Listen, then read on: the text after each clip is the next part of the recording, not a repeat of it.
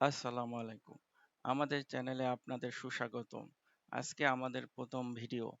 আমাদের প্রথম ভিডিও আমরা আলোচনা করব ব্যাংকে টাকা রাখবেন নাকি শেয়ার বাজারে বিনিয়োগ করবেন।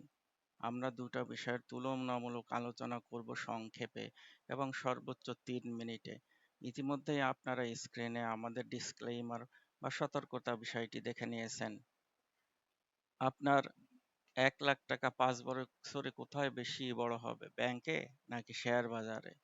ব্যাংকে টাকা রাখলে আপনি ধনী হবেন না, কিন্তু শেয়ার বাজারে আপনি ধনী হতে পারেন যদি সঠিকভাবে বুঝে শুনে আহ, জ্ঞান অর্জনের মাধ্যমে সেটা প্রয়োগ করেন এবং ইনভেস্ট করেন।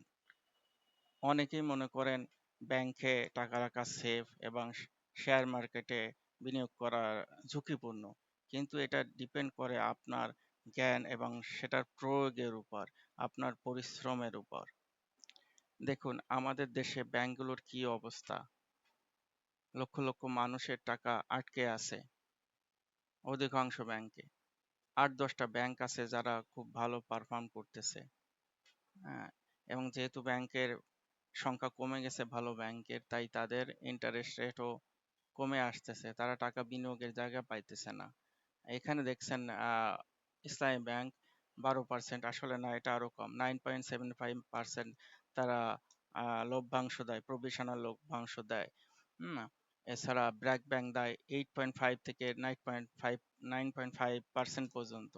অর্থাৎ ১ লক্ষ টাকা বিনিয়োগে আপনি এই ৯,৭৫০ টাকা, ৯,০০০ টাকা বা ৮,৫০০ টাকা পাবেন। তার থেকে আবার কেটে নেবে কত পার্সেন্ট?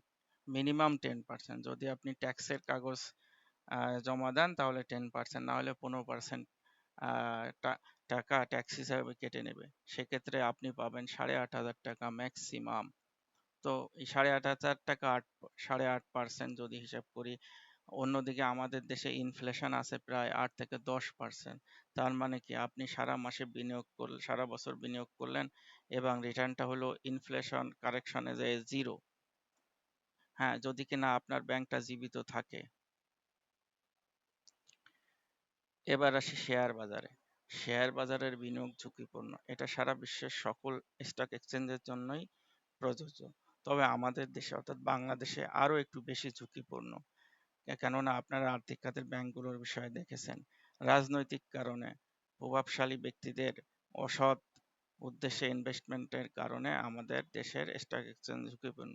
তবে আপনি যদি ভালো শেয়ারে বিনিয়োগ করেন, আপনি যদি সচেতন বিনিয়োগকারী হন, তাহলে এই মার্কেট থেকেও, ব্যাংকের থেকে দ্বিগুণ তিনগুণ পরিমাণ প্রফিট আপনি অর্জন করতে পারবেন অনায়াসেই। এখন আমরা একটা এক্সেল শিট দেখব। ১ লক্ষ টাকা বিনিয়োগের বিপরীতে আপনি কত টাকা পেতে পারেন। যদি আপনি ইন্টারেস্ট গ্রহণ করেন বা ব্যাংকের ইন্টারেস্ট খান, সেক্ষেত্রে আপনার জন্য পোর্টফোলিও এমন হতে পারে। আমরা সাধারণত ম্যাক্সিমাম ২টা থেকে ৩টা শেয়ারে বিনিয়োগ করব। যেহেতু আপনার অর্থের পরিমাণ কম, আমরা স্টকের পরিমাণও কম থাকবে। তবে আমরা একটা স্টকে বিনিয়োগ করব না, তাহলে ঝুঁকির পরিমাণ বেড়ে যাবে। যেমন দেখেন, ২১৫ টাকায় ব্যাট বিসি এখন আপনি কিনতে পারবেন। এটা বাংলাদেশে একটি স্বনামধন্য কোম্পানি, যদিও তারা সিগারেট বিক্রি করে। আহ, তো এটা তার ইতিহাসের সর্বনিম্ন প্রাইসে অবস্থান করছে। এখান থেকে কমার পসিবিলিটি খুবই কম, এখান থেকে সে ঊর্ধ্বগামী হবে বলে আশা করা যায়। এবং এটাতে যদি আপনি বিনিয়োগ করেন, তবে আপনাকে একটু দীর্ঘমেয়াদী চিন্তা করতে হবে, অর্থাৎ ১ বছর প্লাস। অর্থাৎ আপনি ১ থেকে ১.৫ বছরে এটা আশা করা যায়, ১.৫ বা ২ বছরে ৩৫০ টাকা হয়ে যাবে। সেক্ষেত্রে আপনার রিটার্ন আসতে পারে ৬০%-এর মতো। এছাড়া আপনি যদি স্বল্প মেয়াদী বিনিয়োগের চিন্তা করেন যে না, ঠিক আছে, আমি ৬ মাস, ৮ মাস বা ১ বছর ম্যাক্সিমাম, সেক্ষেত্রে আপনি সিটি ব্যাংকে বিনিয়োগ করতে পারেন। বর্তমানে এর রেট আছে ৩০ টাকা ৫০ পয়সা, এবং এটা আগামী ৬-৭ মাসে, অর্থাৎ আগামী ফেব্রুয়ারি থেকে এপ্রিল মাসের ভিতর আশা করা যায় ৪২ থেকে ৫০ টাকা রেঞ্জে ওঠানামা করতে পারে। সেক্ষেত্রে আপনার প্রফিট হয়ে যাবে প্রায় ৩৫ থেকে ৩৬%। এছাড়াও অপর একটি শেয়ার আছে বিপিপিএল, সেটাও কম দামে রয়েছে বর্তমানে, ২০ টাকা রেটে আছে। আমরা এক্সপেক্ট করছি তার ইপিএস ভালো শেষ কোয়ার্টারে। ৳1.5 উপরে তার ইপিএস আসছে কোয়ার্টার 3 তে। তো যেহেতু এটা কম দামি শেয়ার, সামনে মার্কেটে যে র‍্যালি আসছে, কম দামি শেয়ারের পার্সেন্ট ইনক্রিজটা বেশি হবে বেশি দামি শেয়ারের তুলনায়। অর্থাৎ স্কয়ার ফার্মা যদি 10% বৃদ্ধি পায়, ছোট শেয়ারগুলো 20 থেকে 30% ও বৃদ্ধি পেতে পারে। সেক্ষেত্রে আমরা আশা করছি বিপিপিএল আমরা অনায়াসেই 24 থেকে 26 টাকায় আমরা বিক্রি করতে পারবো। সেক্ষেত্রে আপনার প্রফিটও প্রায় 30%-এর মতো হয়ে যাবে। অর্থাৎ আমরা দেখতে পাচ্ছি যে প্রায় 1 বছরে আপনার বিনিয়োগে প্রায় 42,000 টাকা আপনার প্রফিট হবে। এখানে আমাদের রিজার্ভ ক্যাশ আছে 10,000 টাকা, এখানে বিনিয়োগে সেটা দেখানো হয় নাই। আমাদের বিনিয়োগকৃত শেয়ারে যদি দাম হঠাৎ কমে যায় 2-3 দিন 5 দিনে, তখন আমরা সেই কম প্রাইসে এই 10,000 টাকা দিয়ে কিছু শেয়ার ক্রয় করব। আমাদের জন্য সবসময় রিজার্ভ ক্যাশ থাকাটা খুবই গুরুত্বপূর্ণ এবং লাভজনক। এখন আপনি চিন্তা করতে পারেন যে ব্যাড বিসিতে বিনিয়োগ করব না।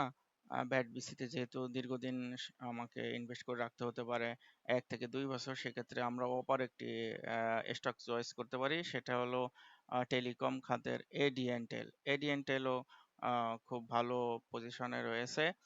বর্তমানে তার প্রাইস 67 থেকে 68 টাকায়। আমরা ধরছি 67 টাকায় 650টি শেয়ার ক্রয় করব এবং আমরা আগামী সেপ্টেম্বরের শেষে অক্টোবরের নাগাদ আমরা আশা করছি 90 টাকায় আমরা বিক্রি করতে পারবো।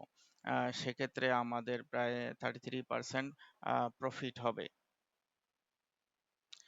অর্থাৎ আমার সেপ্টেম্বর মাস নাগাদ যদি আমরা বিনিয়োগটাকে আমরা ধরি, তাহলে আমাদের 1 লক্ষ টাকায় প্রায় 30,000 টাকা, 30% আমাদের প্রফিট হবে বলে আমরা আশা করছি 1 লক্ষ টাকায়। অর্থাৎ 3 থেকে 4 মাসে আমাদের 30% প্রফিট হবে।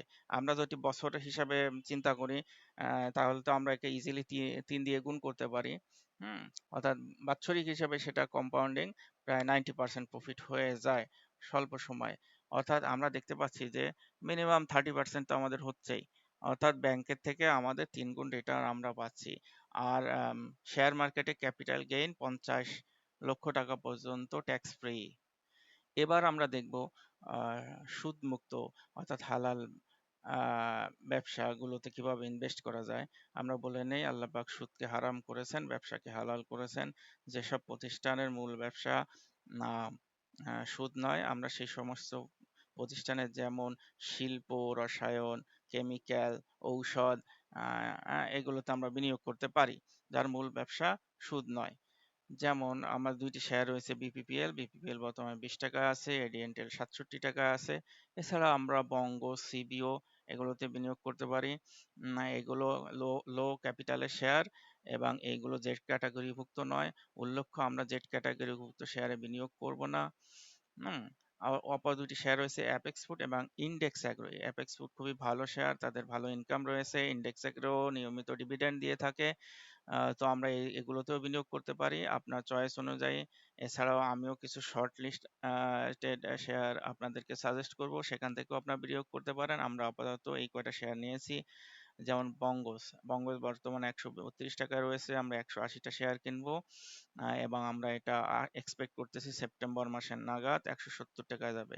অর্থাৎ এই শেয়ারগুলো আমরা ধরেছি সেপ্টেম্বর মাসে, এটা বর্তমান যেহেতু জুন ক্লোজিং শেয়ারের দাম বাড়বে, আমরা সেপ্টেম্বর মাসে কত বিক্রি করব সেই রেটটা আমরা এখানে দিয়েছি।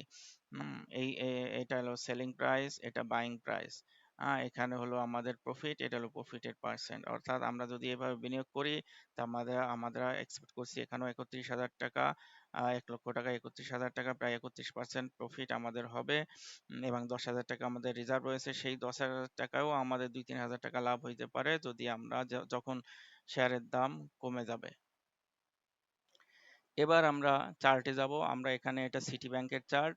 আমরা এটাকে একটা চ্যানেল, বর্তমানে ব্যাংকের শেয়ারটি একটা চ্যানেল আকারে সামনের দিকে এগোচ্ছে। এই হলো চ্যানেলটা।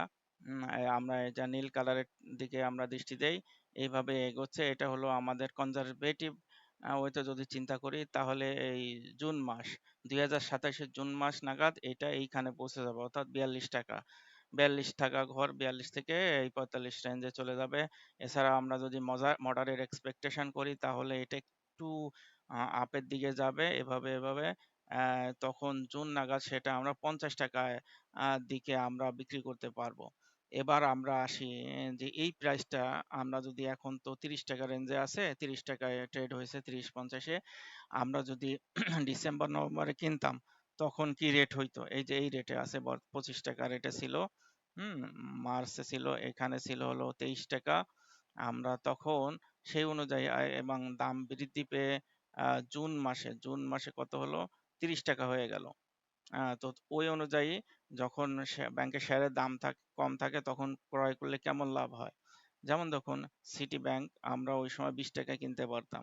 আমরা যদি 20 টাকায় ক্রয় করতাম, 5,000 স্টক 1 লক্ষ টাকায়, কমিশন সহ 1,400,000 আমরা 400 টাকা বাদই দেই, 1 লক্ষ টাকায় কিনলে আমরা জুন মাসে আমরা জুন মাসে এটা আমরা কত করে বিক্রি করতে পারতাম? আমরা একটু চার্টে দেখে আসি। এই যে এটা এখানে আসছে তো 30 টাকা। এর আগে এই যে আমাদের এটা ছিল 27শে এপ্রিল, 30 টাকা ছিল। অর্থাৎ এপ্রিল মাসে আমরা এটাকে 30 টাকায় বিক্রি করতে পারতাম। অর্থাৎ আমাদের এখানে 48.8 অর্থাৎ 49% লাভ হয়ে যেত, বা যারা বিনিয়োগ করছে তাদের হয়ে যাবে। তবে এবার আমরা প্রজেক্ট করছি লাভের পরিমাণটা কম, অর্থাৎ সিটি ব্যাংকে আমরা দেখিয়েছি এবার কিনছি 30 টাকা, রিজনে কম দাম, এবং সামনে এটা বৃদ্ধি পাবে, বৃদ্ধি পেয়ে এটা 42 থেকে 45 টাকায় চলে যাবে, রিটার্ন আসবে এই কয় মাসে আমাদের। আমরা অবশ্যই এটা আমরা রাখবো এপ্রিল পর্যন্ত, আগামী বছর এপ্রিল পর্যন্ত 36%। আপনাদের সবাইকে ধন্যবাদ আমার সাথে থাকার জন্য। সামনে আরো ভিডিও আসবে, আপনারা আমাকে উৎসাহ দিবেন। আপনাদেরকে আমি সামনে আমরা সবাই একত্রে সামনের দিকে প্রবৃদ্ধি এবং লাভের দিকে অগ্রগামী হব। আসসালামু আলাইকুম রহমতুল্লাহ।